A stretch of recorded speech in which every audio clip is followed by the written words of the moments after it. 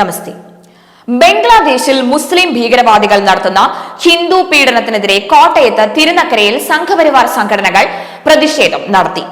എന്തിനും ഏതിനും അലമുറയിട്ട് കരയുന്ന ഐക്യരാഷ്ട്രസഭ എന്തുകൊണ്ട് ഈ കൊടും ക്രൂരതയ്ക്കെതിരെ ഇടപെടുന്നില്ല എന്നും ബംഗ്ലാദേശിലെ ഹിന്ദുക്കളുടെ അവകാശങ്ങൾ സംരക്ഷിക്കുന്നതിന് ശക്തമായ നടപടികൾ എത്രയും വേഗം തന്നെ ഇവർ സ്വീകരിക്കണം എന്നും വിശ്വ ഹിന്ദു പരിഷത്ത് സംസ്ഥാന ജനറൽ സെക്രട്ടറി VR രാജശേഖരൻ പറഞ്ഞു. അവരുടെ അവകാശങ്ങൾ സംരക്ഷിക്കപ്പെടുവാൻ അതിന് നടപടികൾ സ്വീകരിക്കണം. എന്തിനും ഏതിനും അലമുറയിട്ട് കരയുന്ന ഐക്യരാഷ്ട്രസഭ ഈ മനുഷ്യാവകാശ ലംഘനങ്ങൾ കാണുന്നില്ലേ? ഈ മതന്യൂനപക്ഷങ്ങളെ ഇല്ലായ്മ ചെയ്യുന്ന ഈ നടപടി ഐക്യരാഷ്ട്രസഭയിലെ അംഗരാജ്യങ്ങൾ കാണുന്നില്ല. ഇത് ജമ്മു കാശ്മീരില് 10 വർഷത്തിന് 12 വർഷത്തിന് മുമ്പ് ഒരാപ്പിള് കൂടുതലായിട്ടൊന്ന് വീണുപോയെങ്കിൽ ഐക്യരാഷ്ട്രസഭ അതിൽ കമന്റ് ചെയ്യുമായിരുന്നു. ഇവിടെ കോടിക്കണക്കിന് ഹൈന്ദവ സമൂഹം പിച്ചി ചീന്തി നശിപ്പിക്കപ്പെടുന്ന സാഹചര്യത്തിനെതിരെ ഇതുവരെയായി ഒരക്ഷരം ഉരിയാടുവാൻ ഐക്യരാഷ്ട്രസഭ തയ്യാറായിട്ടില്ല. ഭാരത സർക്കാർ അടിയന്തരമായി ആ ഐക്യരാഷ്ട്രസഭയിലെ അംഗരാജ്യങ്ങളുടെ മുൻപാകെ തങ്ങളുടെ പ്രമേയം വെച്ചുകൊണ്ട് ഈ കൊടും ക്രൂരതയ്ക്കെതിരെ, ഈ ഹിന്ദു വംശഹത്യക്കെതിരെ അതിശക്തമായ ഭാഷയിൽ പ്രതികരിക്കുന്നതിന് ഭാരതത്തോടൊപ്പം നിൽക്കുന്ന അംഗരാജ്യങ്ങളുടെ കണക്കെടുപ്പ് നടത്തിക്കൊണ്ട് ഐക്യരാഷ്ട്രസഭയിൽ അടിയന്തരമായി ഈ വിഷയം ചർച്ച ചെയ്തുകൊണ്ട് ഇതിന് ശാശ്വതമായ പരിഹാരം കണ്ടേ മതിയാവുകയുള്ളൂ.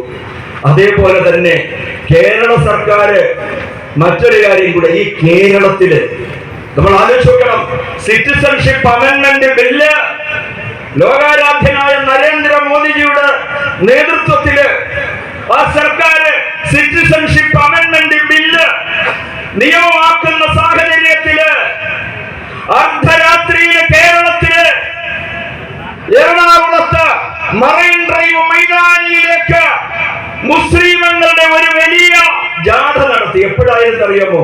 അർദ്ധരാത്രി 12:30 മണിക്ക്. കേരളത്തിലെ പോലീസ് സ്പെഷ്യൽ ബ്രാഞ്ചിന്റെ റിപ്പോർട്ട് അനുസരിച്ച് 5897 മുസ്ലിങ്ങൾ ആ പ്രകടനത്തിൽ പങ്കെടുത്തു. അർദ്ധരാത്രിയില് നാം ആലോചിക്കണം. ഇതില് പാകിസ്ഥാനിൽ നുഴഞ്ഞുകയറ്റക്കാരില്ലേ? ബംഗ്ലാദേശിൽ നുഴഞ്ഞുകയറ്റക്കാരില്ലേ? എന്നെ ശ്രമിക്കുന്ന ഈ നാട്ടിലെ ഹിന്ദു സമൂഹമേ, നാം ഒറ്റക്കെട്ടായി നിന്നുകൊണ്ട് ഇന്ന് നമ്മോട് പറഞ്ഞു, 2022 കേരളത്തില് അമ്പലപ്പുഴയിലും ആലപ്പുഴയിലും നമ്മളോട് പറഞ്ഞു, അരിയും മലരും അവലും മലരും പൂവും ദർഭയൊക്കെ കരുതി വെച്ചിട്ടുണ്ട്, സൂക്ഷിച്ചോടാ ഒന്നുകൂടി പറഞ്ഞേക്കാം, കുന്തിരിക്കോ വെച്ചേക്കാവെന്നൊക്കെ പറഞ്ഞില്ലെങ്കില് എന്ത് നടപടി സ്വീകരിച്ചു? അതേ മുസ്ലിമുകള് ഇന്നും തിമിർത്താടുകയാണ് കേരളത്തിന്റെ മണ്ണിൽ. അവരെല്ലാം കൊടുക്കാൻ തയ്യാറാവുന്നു. ഒരുപക്ഷെ ഭാരതത്തിലെ ഹിന്ദുക്കള് പാകിസ്ഥാനിലെ ഹിന്ദുവിന്റെ അവസ്ഥ പോലും ഇല്ലാതെ നട്ടം തിരിയുന്ന സാഹചര്യം ഉണ്ടാവും. പാകിസ്ഥാനിലെ ഹിന്ദു, അവിടുത്തെ അമ്മമാര്, അവിടുത്തെ സഹോദരിമാര്, അവിടുത്തെ പുരുഷന്മാരുടെ ഭാര്യമാര്, അവരുടെ പിഞ്ചു പെൺമക്കൾ, അവരെ തങ്ങളുടെ സഹോദരങ്ങളോട്, തങ്ങളുടെ അച്ഛനോട്, മുത്തച്ഛനോട് കരഞ്ഞുകൊണ്ട് പറഞ്ഞു, ഞങ്ങളുടെ ആത്മാഭിമാനം രക്ഷിക്കുന്നതിന് വേണ്ടി നിങ്ങൾ ഞങ്ങളെ വെട്ടിക്കൊല്ലണം. ഈ മുസ്ലിം കാമാളികളുടെ കൈകളിലേക്ക് ഞങ്ങളെ എറിഞ്ഞു കൊടുക്കരുത്. നിങ്ങൾ ഞങ്ങളെ കൊല്ലുക, ഞങ്ങൾക്ക് വീരസ്വർഗം കിട്ടും. എന്നിട്ട് നിങ്ങൾ ഭാരതത്തിന്റെ മണ്ണിലേക്ക് പോവുക. അവിടെ നിന്നുകൊണ്ട് നിങ്ങൾ പോരാടണം. ഈ രാഷ്ട്രത്തില് എന്ന് മാത്രമല്ല, ലോക രാഷ്ട്രങ്ങളിൽ ഒരിടത്തും ഹിന്ദു നിഷേധിക്കപ്പെടരുത്. ഹിന്ദുവിന് അവന്റെ മാനാഭിമാനം കാത്തു സൂക്ഷിച്ചുകൊണ്ട് അവന് ജീവിക്കുവാനുള്ള സാഹചര്യം സൃഷ്ടിക്കപ്പെടണം. ഭാരതത്തിൽ, വിശേഷ കേരളത്തിൽ, ഇവിടുത്തെ ഹിന്ദുവിന് നായരായിക്കൊള്ളട്ടെ, ഈഴവനായിക്കൊള്ളട്ടെ, നമ്പൂതിരി ആയിക്കൊള്ളട്ടെ, നായാടി ആയിക്കോട്ടെ, പറയനാവട്ടെ, പുലയനാവട്ടെ, ആരുമായിക്കൊള്ളട്ടെ, ഹിന്ദുവാണോ അവൻ എവിടേക്ക് പോവും? ആത്മാഭിമാനത്തിന് വേണ്ടി അവന്റെ ഭാര്യയെ, അവന്റെ അമ്മയെ, അവന്റെ മുത്തശ്ശിയെ, അവന്റെ വകവരുത്തിയിട്ട് അവൻ എങ്ങോട്ട് പോവും? അവിടെ തന്നെ കിടന്നൊടുങ്ങുകയല്ലാതെ മറ്റൊരു രാജ്യവുമില്ല. 128 ക്രൈസ്തവ രാജ്യങ്ങളും നമ്മെ സ്വീകരിക്കുകയില്ല. 53 മുസ്ലിം രാജ്യങ്ങളും ഒരൊറ്റ ഹിന്ദുവിനെയും സ്വീകരിക്കുകയില്ല. നേപ്പാൾ ഹിന്ദു രാഷ്ട്രം എന്ന് പറഞ്ഞാൽ അവിടേക്ക് നമുക്ക് പ്രവേശനം നിഷേധിക്കപ്പെടും. കാരണം അവിടെ കമ്മ്യൂണിസത്തിന്റെ അതിപ്രസരമാണ്. അവിടെയും ചൈന അടക്കമുള്ള രാജ്യങ്ങൾ പിടിമുറുക്കിക്കൊണ്ട് അവിടെയും ഹിന്ദു സുരക്ഷിതമല്ല എന്നതാണ് ചരിത്രപരമായ നഗ്ന സത്യം. ഇത് നാം തിരിച്ചറിയേണ്ടതായിട്ടുണ്ട്. ഇവിടെ ലോക ഹൈന്ദവ സമൂഹത്തിന് വേണ്ടിയിട്ട് അവിടെ എന്തിനു വേണ്ടി സർവസംഘ പരിത്യാഗികളായ സന്യാസ ശ്രേഷ്ഠന്മാര് നാം ആലോചിച്ചോക്കണം.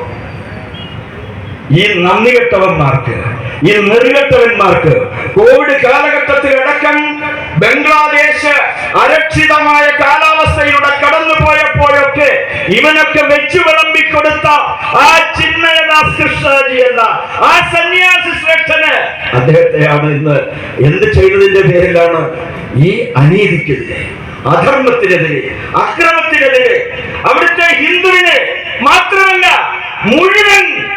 മുഴുവൻ മതന്യൂനപക്ഷങ്ങളുടെയും സംരക്ഷണ ചുമതല ഏറ്റെടുത്തുകൊണ്ട് ലോകാ സമസ്ത സുഖിനോ ഭവന്തു വസുധൈവ കുടുംബകം.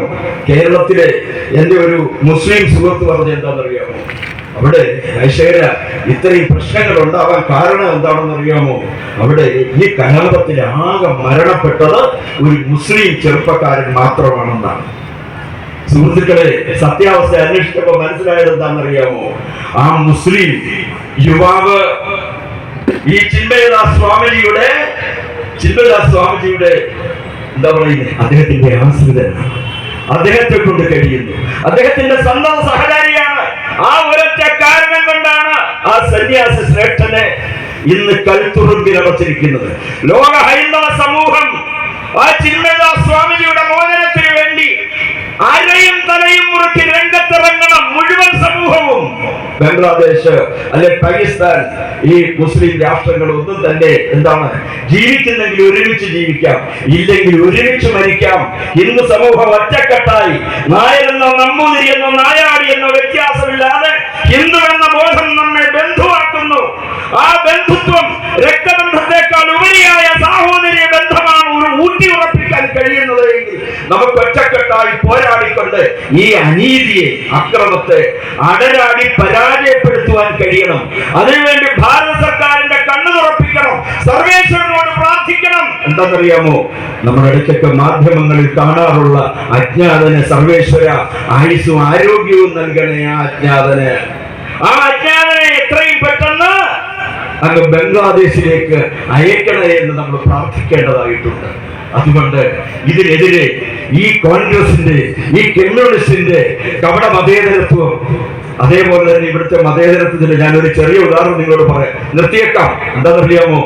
പത്തനംതിട്ട ജില്ലയിലെ കോന്നി താലൂക്കിലെ അക്ഷരം പ്രതി പോസ്റ്റ് ഓഫീസ് പിൻകോഡ് അടക്കം പറയുകയാണ്. ചെങ്ങറ മഹാദേവ ക്ഷേത്രത്തിനടുത്ത് താമസിക്കുന്ന ഒരു മുസ്ലിം കുടുംബം. ചെങ്ങറ മഹാദേവ ക്ഷേത്രം വിശ്വ ഹിന്ദു പരിഷത്തിന്റെ ഉടമസ്ഥതയിലുള്ള ക്ഷേത്രമാണ്. അതിന് മുൻവശത്ത് ഒരു ഹനുമാൻ സ്വാമി ക്ഷേത്രമുണ്ട്. അവിടുത്തെ തന്ത്രി മുഖ്യന്മാരിൽ ഒരാളായിട്ടുള്ള ശ്രീ മനോജ് ശർമ്മ അവറുകളാണ്. അദ്ദേഹമാണ് അവിടെ അദ്ദേഹത്തെ സമീപിച്ചുകൊണ്ട് ഒരു മുസ്ലിം കുടുംബത്തിലെ 3 ചെറുപ്പക്കാരെ അവർ പറഞ്ഞു, ഞങ്ങൾക്ക് ശബരിമലയ്ക്ക് പോകണം, മാലയിടാൻ സ്വാമിജി അങ്ങ് ഞങ്ങളെ അനുഗ്രഹിക്കണം. പൂജിച്ച മാല അവർ കഴുത്തിൽ ധരിച്ചു. മുദ്ര ധരിച്ച മുസ്ലിം വ്രതധാരികളായിട്ട് 41 ദിവസം വ്രതമനുഷ്ഠിച്ചുകൊണ്ട് ശബരിമലയ്ക്ക് പോകുവാൻ ആ ഹനുമാൻ സ്വാമിയുടെ തിരുനടയില്